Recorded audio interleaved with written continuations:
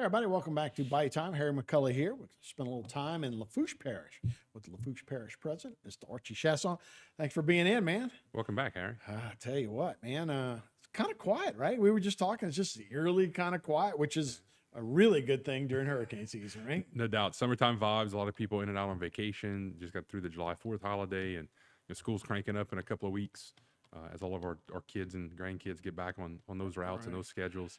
But look, I mean, it's been a quiet season so far when it looks at the tropics. A lot of wind shear, and if you follow some of those weather patterns, little El Nino effect that'll hopefully tamper everything down. But look, we got a couple more weeks of, I think, the true quiet, and then we get into that late August, early September time frame. When it doesn't really start till then. That's right. When everything starts to look, heat maps are looking a little crazy when you look at the water temperatures, but hopefully it stays quiet. Yeah, no doubt. We had a big El Nino, but we still got Andrew back in, was it 89 or 92? Yeah. So, it can still come. And if it gets in that Gulf the way it is. But so I guess the big talk now would be the flood insurance, the maps. The maps were already done, but you guys have filed lawsuits trying to get an injunction to stop them. How's that going? Yeah, we got a couple of big wins next week, and it's just this whole risk rating 2.0 complex they've come up with and how they're going to rate our systems. And I know Chris Pulaski's been on the show a lot. President Dove has talked about it a lot. Lafourche and Terrebonne were one of the first two parishes to join the Attorney General's office in the lawsuit with our levy districts and the Association of Levy Boards. Because when you talk about flood insurance and you start to rope in these levy districts, what you're basically saying is, the risk rating new program says, well, you have all this extreme risk of flooding. Well, they're basically slapping our levy districts in the face and saying they're not doing their jobs, right? And we all know, looking back through Hurricane Ida, and when you look back, the difference between Gustav and Ike and Hurricane Barry and Hurricane Rita, the difference in the amount of homes that flooded, it was phenomenal, right? The levee systems held up for Ida. We had very little water issues in Lafourche, mostly in a few places that had overtopped just because, we hadn't had contracts to get levee segments up high enough in those particular areas, nor did we think we'd ever see storm surge that high, right? But here comes risk rating 2.0, where it doesn't matter how high you are, it matters how close proximity you are to water, all these other factors that we really can't figure out. And we saw premiums go through the roof, right? People were going from $400 and $500 a year to $5,000 and $6,000 a year.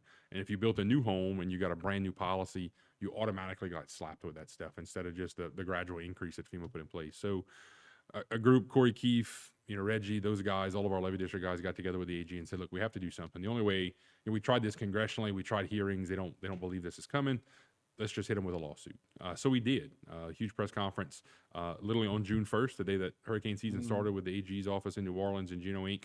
And we said, look, here's all the things that we prove or can prove that is wrong with the law, right? Didn't follow the APA laws and how they rolled this thing out, because it's really just an executive order. It's not even a congressional mandate. So filed the lawsuit. A couple weeks later, we filed a preliminary injunction to basically halt the program where it is today, right? Stops the program from being implemented. We go back to the old rating system, the old grandfathering rating system. It'll stop the premium increases every year. It'll stop the huge impacts if you bought a new flood policy for a new home today. FEMA came in and appealed that and said, well, look, we need 2 months to put all this stuff together. The state came back and said, I think we ought to be able to do it in 2 weeks, right? FEMA, if you've had this program in effect since April of last year, you should have picking up money from people. You should have all your stuff together, right? And the judge agreed with us and basically said, yeah, FEMA, you have 2 weeks. So there'll be a hearing on August 8th that'll hear the preliminary injunction. Hopefully we get a ruling pretty quick on that injunction, and hopefully, based on this, what we think the judge is going to do based on this first ruling, I'm pretty confident we get that injunction and we stop the program. And that gives us a little bit more of a leg rope to work through the lawsuit itself, but also go back to Congress, do a long-term reauthorization of the National Flood Insurance Program, and hopefully fix the issues within risk rating 2.0. Yeah, especially the way they've been throwing around trillions of dollars the last couple of years in the federal government, right? Yeah. It just kind of goes, this is where you can take a stand with all of this. Now, just so people aren't confused, because there's a lot of insurance companies that are leaving the state. Mm-hmm. This is a FEMA one. This is not State Farm or just one of those, even though you get your flood insurance from them if you have it. That's right. They just basically taking it from the feds and giving it to you, and they don't have the rate increases. Yeah, they're just right. Our local agents have helped fight this with us, right? Our local builders, our local bankers have really helped to fight this and gotten involved in filing petitions themselves within the lawsuit and amicus briefs supporting the lawsuit. So while you may have a State Farm, Farm Bureau, Allstate, whoever may write your flood insurance for you, it's through the FEMA Right. National Flood Insurance Program. It's not like homeowners, which is a whole separate debacle, right? We're Right, seeing right. people who got dropped for, after Right. Ida with their wind and hail, who ended up in Citizens. Look, we got our renewal on a home went from $3,400 to $6,800. Right. So nobody's immune to it, right? I Right. think we're all seeing it across Terrebonne. So you're and getting hit Lafourche. on two fronts. You're getting hit on Right, two fronts, right? right. Because you're seeing those increases on flood, plus the increases on wind and hail, if you can find it. So we're hopeful that some of the stuff the legislature did in that special session, bringing in those 9 new companies that are writing business, hopefully that starts to do it. We've seen companies like Allstate continue to write some policies. State Farm Bureau are still trying to, I think, flesh out the 9 that have come back to see if we can start to pull people out of Citizens. And I give credit to those guys that, our local guys are really trying to flesh it out to make sure they're writing the best policies for their customers, and that the companies who are coming in are financially solvent, where if something catastrophic Right. like Ida happens, Same way. they don't roll out and don't have enough reinsurance and you're left in LIGA or back in Citizens. So doing that due diligence, I think up front, while you may have to pay a little bit more and stay in Citizens a little bit longer, is going to pay off in the long run for a lot of our locals. So we're working through that as well. Yeah. The one, it's not a benefit, but we're not by ourselves with this. So it's happening in California, it's happening in Florida and Louisiana. And I'm sure there's a New Jersey senator that's really getting after the FEMA, kind of is on our side with that stuff. Yeah. And it helps when Hurricane Ida rolled through Manhattan and flooded it, right? Because now Schumer's involved Right. from a Senate level, and you have some of those bigger, more powerful representative and senators wanting to hit Superstorm Sandy. Yeah, right? they can't even handle that. All right, we got a couple more segments to go. We'll be right back with Archie Chaisson right here on Bayou.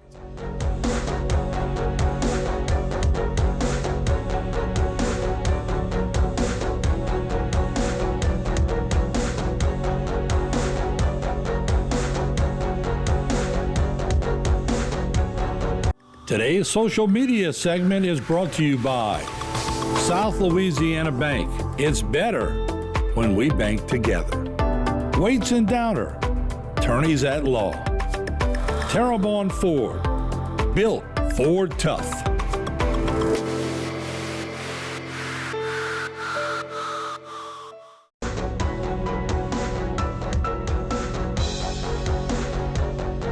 Everybody, welcome back to Bayou Time. Spend a little time with Archie Chaisson, the parish president of Lafourche Parish. This summer, a little working, I'm not going to even say working vacation. It's a work trip. But you're part of the Association of Counties that are getting together. You have a leadership position with them. That's going to happen next week? Yeah, we're leaving. In Austin? We're leaving Thursday night to fly into Austin. It's kind of a over the weekend sort of deal, but we're one of, I think, the only parish in Louisiana and one of a very few counties in the state that have our entire executive team appointed to these national steering committees through, with us, it's through the Police Jury Association. So kudos to Executive Director Guy Cormier for kind of running with me and putting all of our people on there. But I've been on the Energy, Environment, Land Use Committee for a few years. We got back involved in it when we took office in 2020. And the ELU committee talks a lot about energy industry, of course, some land use regulations. FEMA kind of plays into that with some of that flood insurance stuff and Earth Rating 2.0. And then just kind of runs the gamut of a whole lot of little things. But we'll be up there this weekend. We have a couple of resolutions. This will be the third year I think we do it, that talks about the new 5-year plan in the Gulf. And kind of a consistent way to have offshore and onshore federal leases for oil and gas, exploration and production. Does a couple of things right. You have to have that 5-year plan to actually by law have the leases. And it's something that the Biden administration has put off for several years just because they didn't want to have offshore oil and gas leases, or for that matter, really onshore oil and gas leases. And as you know, Harry, that's kind of how we derive a lot of revenue, right? Where like Mesa revenue comes from, a lot of how we fund the master plan. And then for the 20 coastal parishes, we get a certain percentage of that as well. So Lafourche gets about $1.5 million every year. We bonded that money out back in 2019 and did a whole kind of host of projects with it. We're funding some coastal restoration projects. We helped the Bayou Lafourche Freshwater District remove the weir in Bayou Lafourche and Thibodeau. We gave some money to Chet and the Greater Lafourche Port Commission to help rehab the beach, which has kind of morphed into a much bigger project post Hurricane Ida.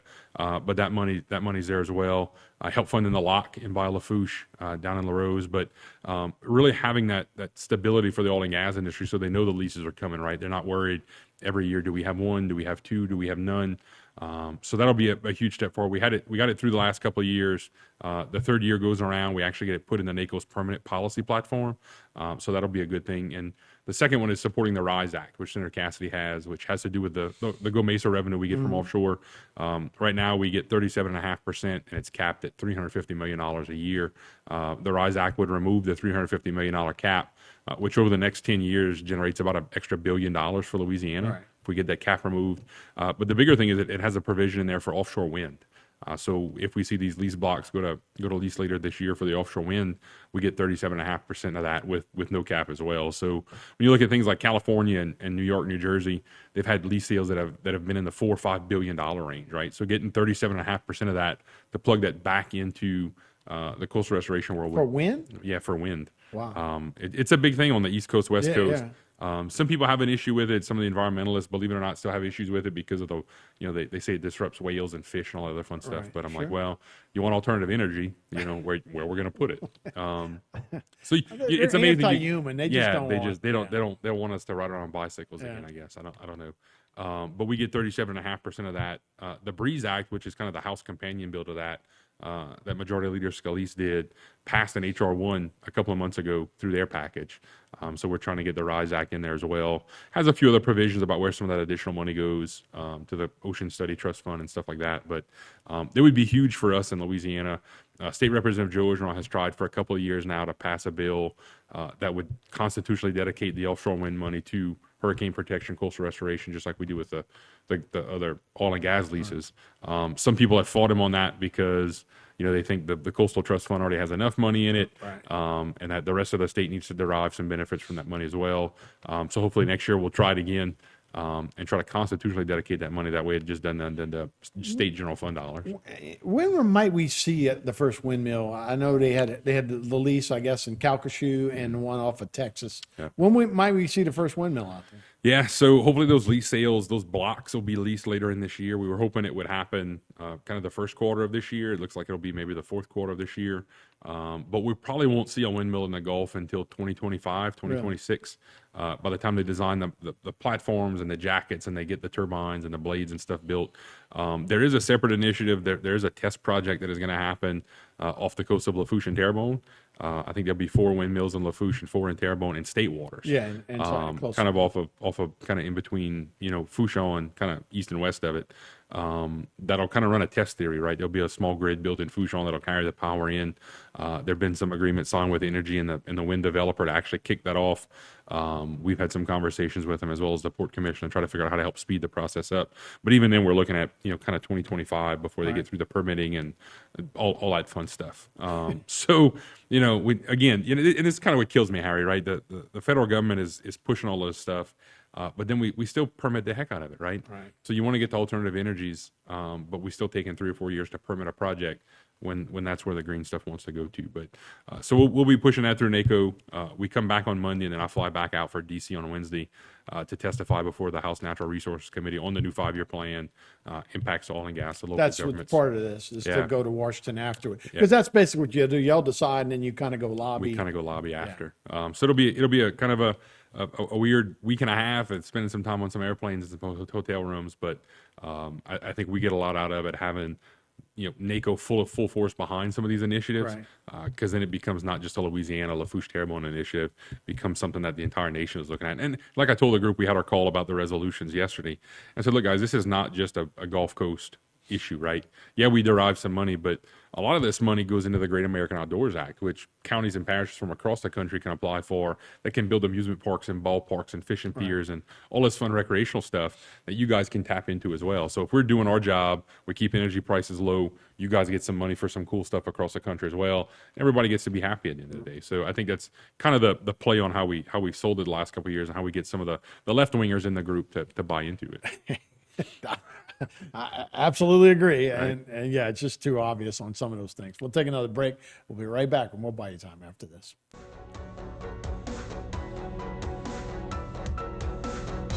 Today's social media segment is brought to you by Terrebonne General Health Systems, modern technology, and timeless caring.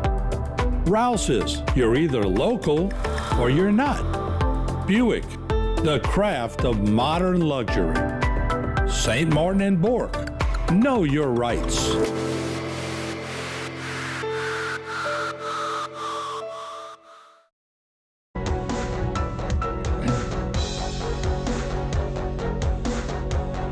All right, buddy, welcome back to Bayou Time. Harry McCullough here with Archie Chaisson, the Lafourche Parish president. We were just talking, you're going to be involved with a lot of national stuff going through the counties, Association of Counties, then going to Washington, D.C. But we still got some state politics going on in Baton Rouge. I guess the guys thought they were done, but they were back in as they have a veto session. It started today, right? Started today. I think it's mandated to end by July 22nd. But I'm pretty sure they'll wrap it up today or tomorrow. I don't think it'll be very long. There were, I think, a handful of bills, 20 something on the House side. I was kind of listening to it as I was driving in from Thibodeau. But just some of it's just partisan stuff. There's some good stuff on there. It talks about how early we let parolees out of prison, and how do we protect our communities leaving these guys in jail versus letting them out. Some of that stuff failed. A lot of transgender issues that you're looking at.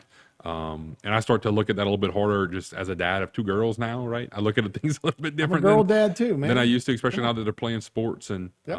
Do you really want a kid playing against your daughter No, who's it's just maybe too not another obvious. girl?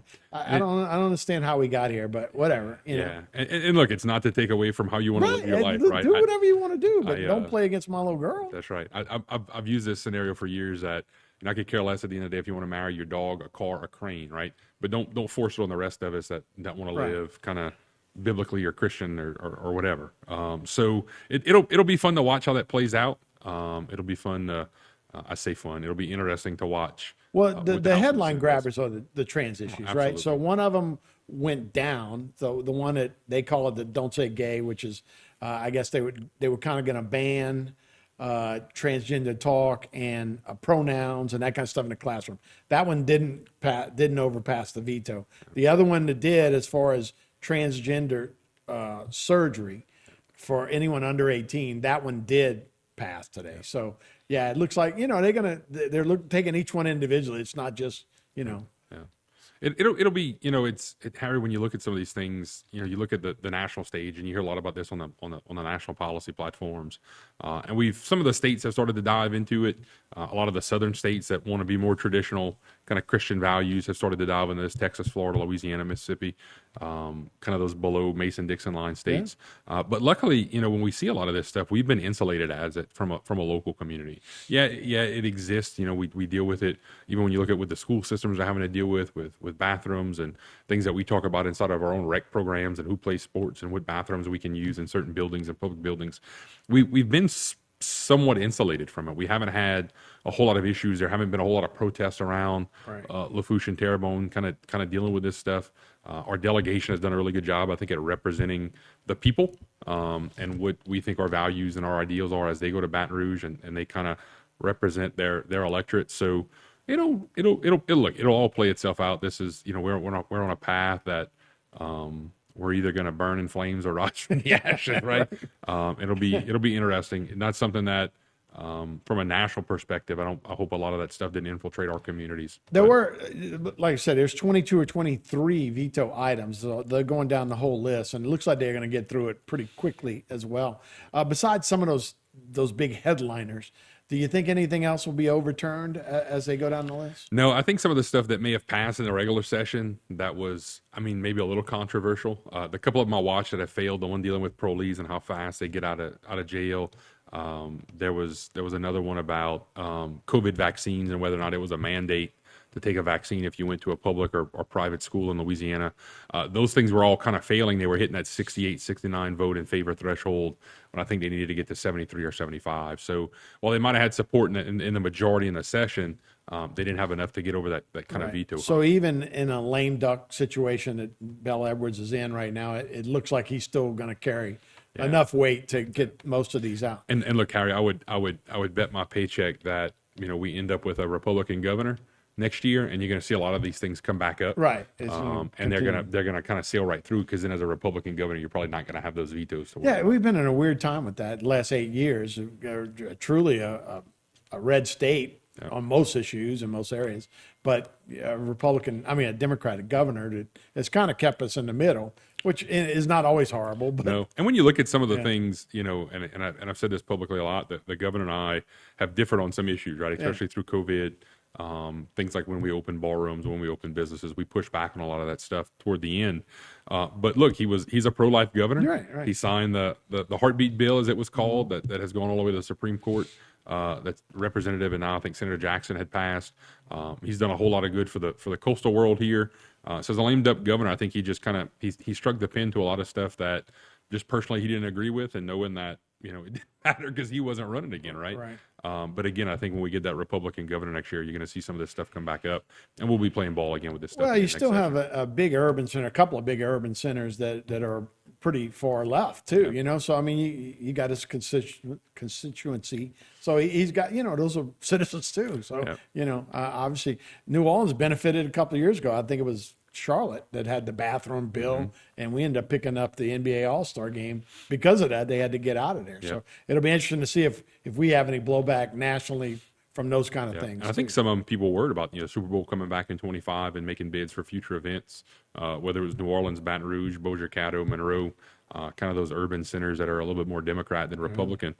You saw some of the people from New Orleans, the city councilmen that were worried about some of this stuff, but that plays into, again, a lot of that national stuff. That 30 seconds. What do you think is going to happen with redistricting? I don't get that, Harry. It goes all the way to the Supreme Court, and the law is very clear that we don't gerrymander based on race, right? And in my book, the Supreme Court basically said, yep, you now have to gerrymander based on race. Specific race. Which I thought was kind of weird. Which is weird. Yeah. I think, there was an article in the Washington Post this morning about Alabama scrambling because they only have a couple of days left to do it.